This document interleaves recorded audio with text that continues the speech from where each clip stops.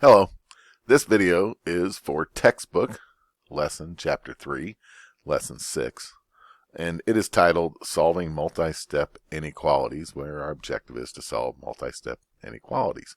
Our review vocabulary is inequality.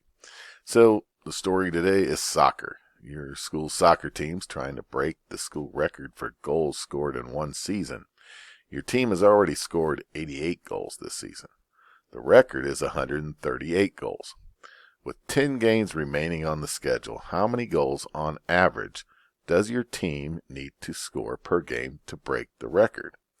So to solve a multi-step inequality like 2x plus 1 is greater than 5, you should use the properties of inequality from lessons 3.4 and 3.5 to get the variable terms on one side of the inequality and the constant terms on the other side. So in previous lessons, we only had variables on one side of the inequality or the other. So chances are we're going to find some problems here to where we have a variable on both sides, which if you think about it, it's very much like what we did whenever we solved multi-step equations, right? Just we're dealing with variable or with the inequalities this time, correct?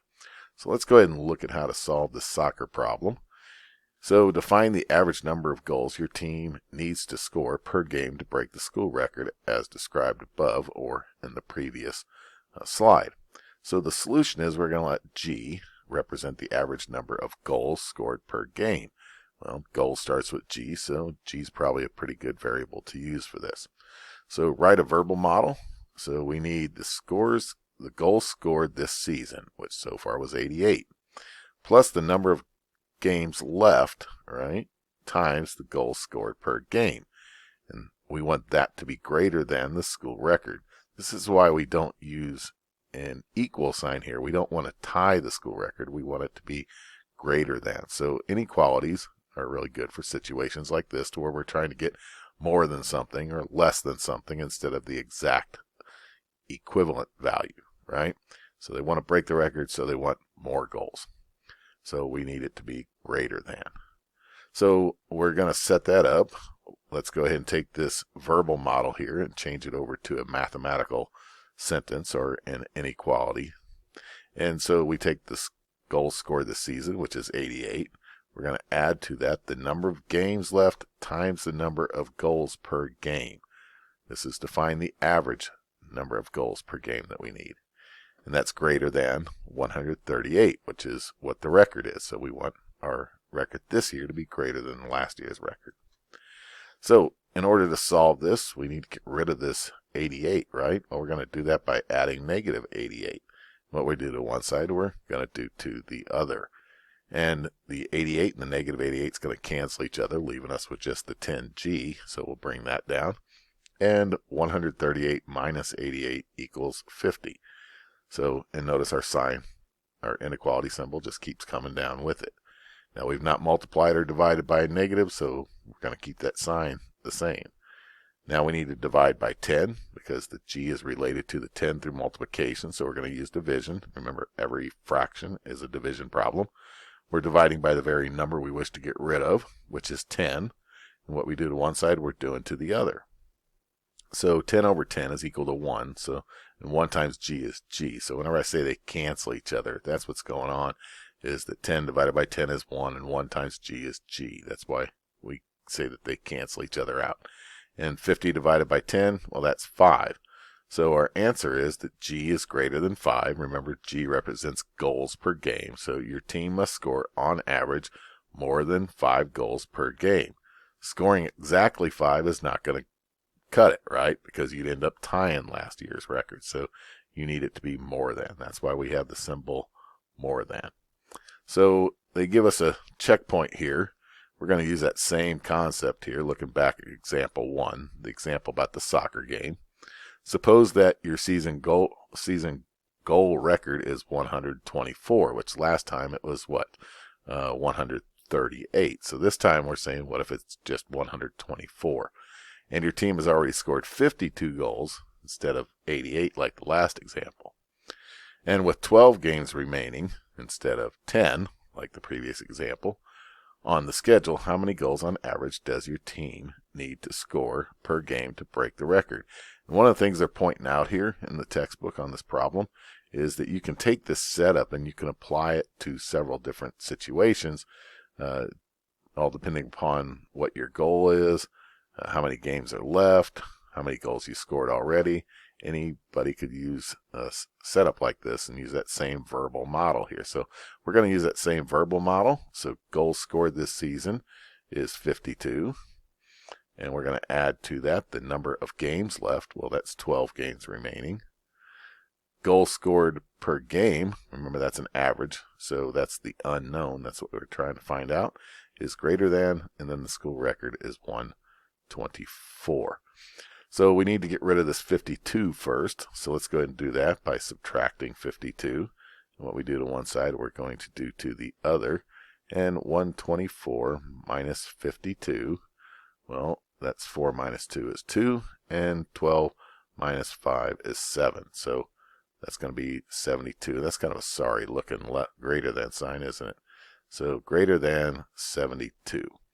And the 52s are going to cancel over here. So we got 12G on the left. Now we need to get rid of this 12. So we're going to divide by the very number we want to get rid of. And what we do to one side, we're going to do to the other. The 12s cancel each other, leaving us with just the G. And 72 divided by 12 is 6. So we have to average more than 6 goals per game. So, yeah. And the possibility of that, they don't tell us how many games they played already, because as I'm sitting here thinking about it, I'm like, I wonder how many goals they've been averaging so far. But they don't tell us how many games they played already. They just tell us how many games they have remaining. If they told us how many they played already, then we have a pretty good idea of what they've done. Like, let's say they got 52 goals already, right? They have 52 goals already. Let's say they played 10 games, right? 10 games. If they played 10 games already and they got 52 points or 52 goals already, then that means they've been averaging 5.2 goals per game. So they actually had to be playing better than they were. But they don't tell us how many games that they got. Just one of those things that my curious mind started wondering about.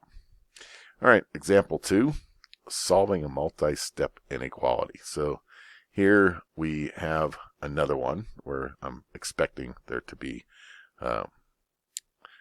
variables on both sides, but they're still not giving us that yet. So let's go ahead and go through this one. We have a -6, so let's add 6. And what we do to one side, we're going to do to the other. The -6 and the +6 are going to cancel each other, leaving us with just this x over -4. We're going to multiply by negative, so the sign's going to change. And here we have -5 plus 6 is +1. Now, the -4 is tied to the x through division. The opposite operation is multiplication, so we're multiplying. Notice the dot, and we're multiplying by the number we wish to get rid of, which is -4. So the minute that we multiply by a negative, we're going to reverse this sign right here. So the sign gets reversed because we're multiplying by a negative.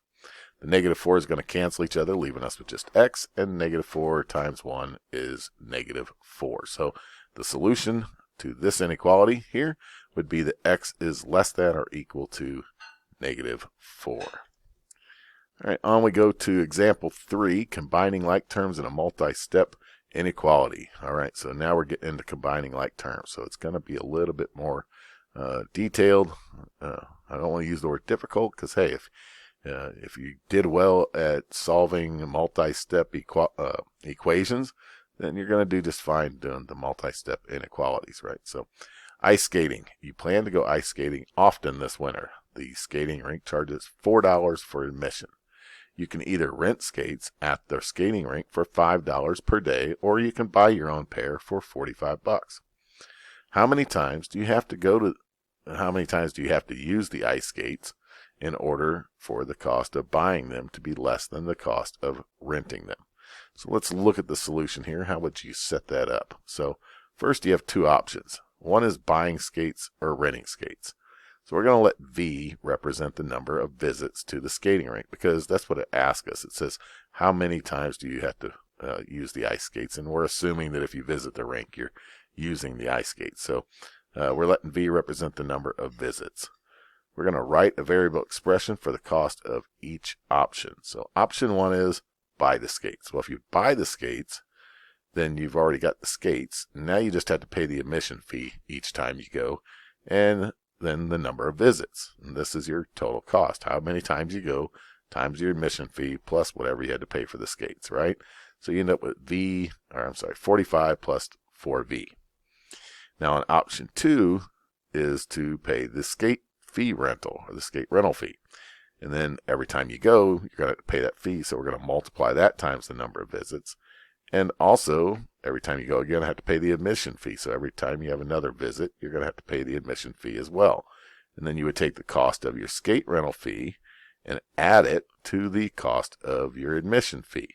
So skate rental is $5 times the number of visits, plus, there's our plus sign, and then the admission fee is $4 and the number of visits. So every time you go, you have to pay $4. So you're going to have $5 for each visit plus $4 for each visit. And if you add 5V and 4V together, you're going to get 9V, which is $9 per visit, right? Here we have $45 plus $4 per visit. So find the value of V for which the cost of option 1 is less than. So we're probably going to see a less than sign, right? Less than the cost of option 2, right? And solve the inequality. So on the next page, we have that. We have a less than sign, just like I predicted. We're going to find the value of V for which the cost of option 1, so we're going to put option 1 on the left, is less than the cost of option 2, so option 2 on the right. And just like we read it here in this paragraph, we would read it here. Cost of option 1 is less than cost of option 2. Remember, we read these symbols, we translate them depending upon what they are. In this particular one, we translate that as is less than. So we have 45 plus 4V. Remember, that was option 1. And then 5V plus 4V, we simplified that to 9V. So substituted these values into this statement right here. Now, the next thing that we need to do is get our variables on one side. Notice we have 4V over on the left, 9V on the right. Well, we want that V isolated on one side or the other, so we need to get it to where we have variables just on one side. And we could go ahead and subtract 9V from each side, but then we'd have a negative 5V, and we don't want to deal with a negative coefficient on our variable, so instead we're going to choose to subtract 4V from each side, because subtracting 4V from each side makes it to where these two 4's cancel each other, just leaving us with the 45. And then 9V minus 4V is 5V. We can now go ahead and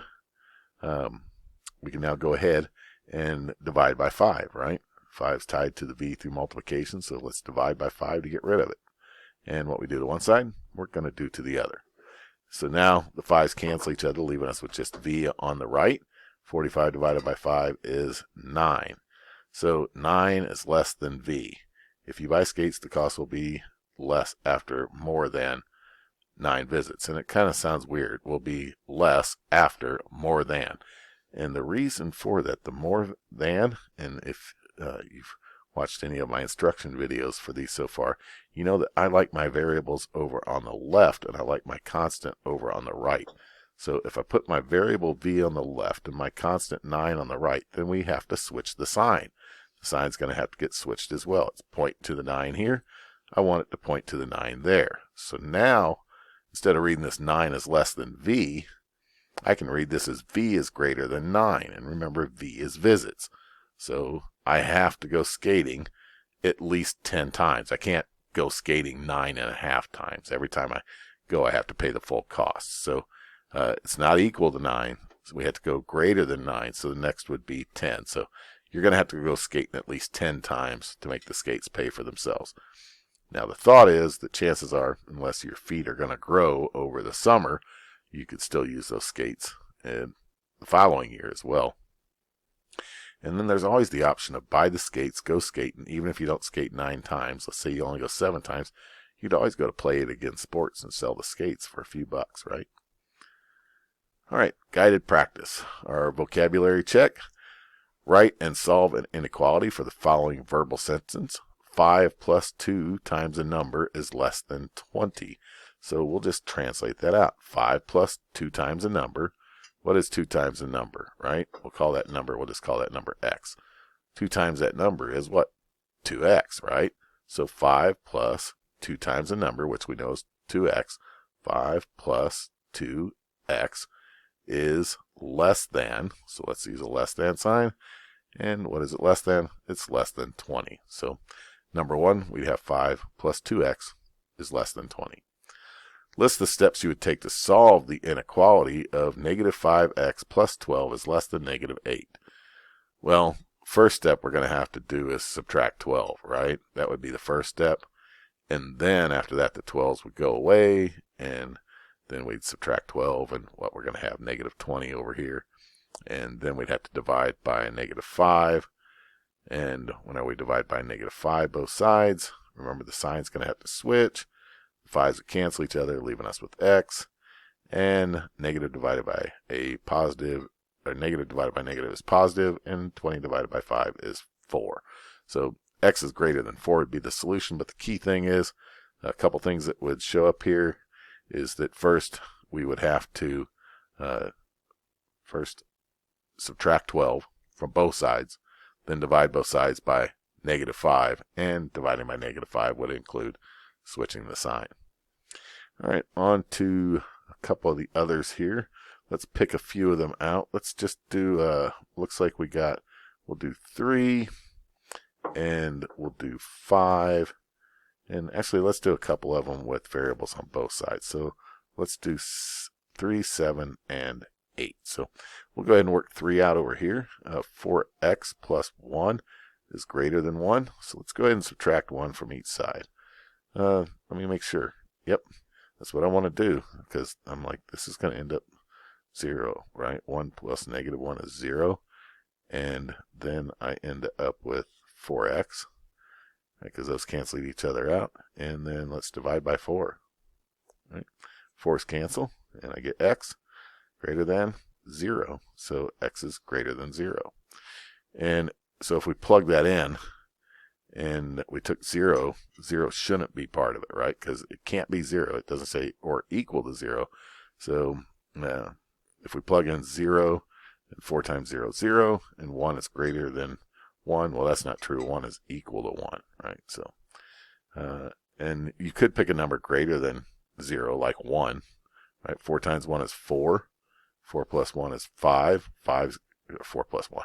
4 plus 1 is 5, and 5 is greater than 1. So that all checks out there. Okay, so that's number 1. And let's go ahead and do number 7. We have 5y plus 2 is less than or equal to y plus 34. And I chose this one because it has a variable on both sides of the inequality, don't it? So let's go ahead, and if I subtracted 5y, I get a negative 4y over here. And I don't want to deal with negative variables, so I'm going to subtract a y from here. So minus y, and remember this is 1y, so those y's cancel each other out. 5 minus 1y, there's a 1 in front of it, technically. So 5 minus 1 is 4, so I get 4y. Bring down my plus 2, less than, equal to, and then 34.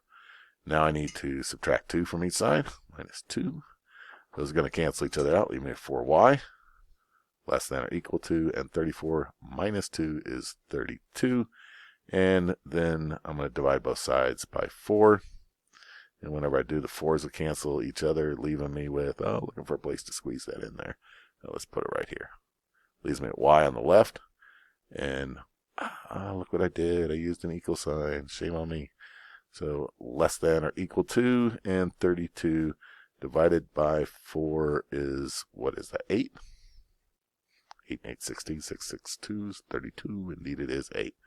So y is less than or equal to 8. All right, we'll go ahead and erase that. We'll do one more. And let's see, number 8. So we have 6 plus y is greater than or equal to 2y minus 3. Now I'm going to get tricky here. If you get good at this, you can kind of do this in one step. I'm going to subtract a y from each side, right? So I'm subtracting a y from each side. And whenever I do that, these are going to get canceled out. And 2y minus 1y is going to equal, well, just 1y. But at the same time, I'm going to add 3 to each side. Right? So 3's will cancel each other out, and 6 plus 3 is 9. So, and I like to have my variables on the left and my numbers on the right. It's pointing at the y, so we'll make sure it points at the y.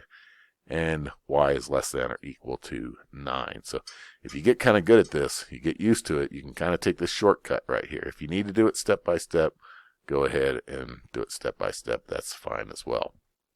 All right. The amusement park one. Do I want to do that? Yeah, we'll go ahead and do it. The amusement park one's like the ice skates, right? So we're going to end up with variables on both sides. So let's go ahead and read through it. You're trying to decide whether to pay $120 for a season pass to an amusement park. If you buy the pass, you get an unlimited number of visits to the park and reduce parking for $8. You still have to pay for parking, but it's $8 per visit. So $8 per visit. If you do not buy the pass, you pay $23 admission and $10 for parking each time you visit the park. After how many visits to the park will the cost of a season pass be less than the cost of visiting without the season pass? So we want to know how many visits to the park will the cost of the season pass be less than. So we want the cost of the season pass, right? How much does that cost? Well, we have to pay $120 up front for it. And then every time we park, we have to pay $8 for parking. So that would be 8V. Now, we'll kind of keep that over there for now. The other one option is, remember option 1, option 2. The other option is to pay $23 for each visit. And so we're going to add to that plus the cost of your parking. That's $10 for each visit. So what are you paying each time? Well, if we combine these like terms, we're paying, what is that, 33, right? 23, 33, yep, 33V. 23V plus 10V is 33V. So we want to know when is this less than this, which is 33V. So now let's go ahead and subtract 8 from each side, 8V that is, minus 8V.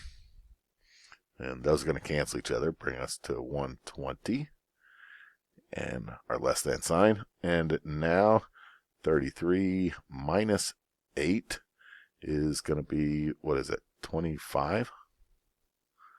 25V. Now we need to divide both sides by 25. And it's not going to work out nice and pretty, is it? We're actually going to have to, it's going to be, what, 4 point something, 4.75 maybe.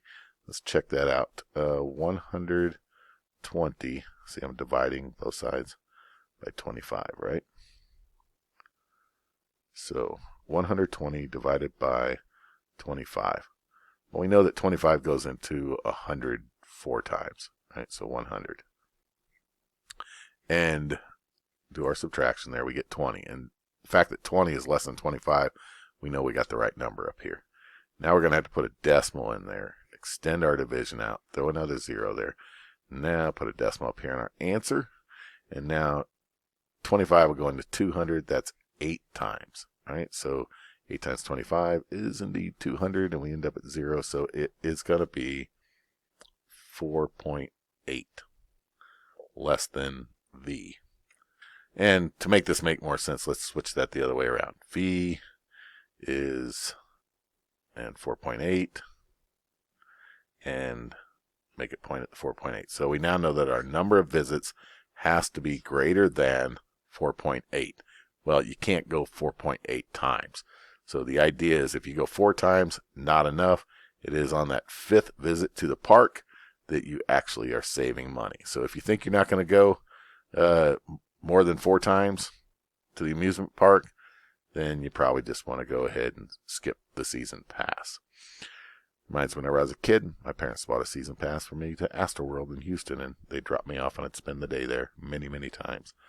All right, so that's everything I have for lesson 3.6, solving multi-step inequalities. Thank you.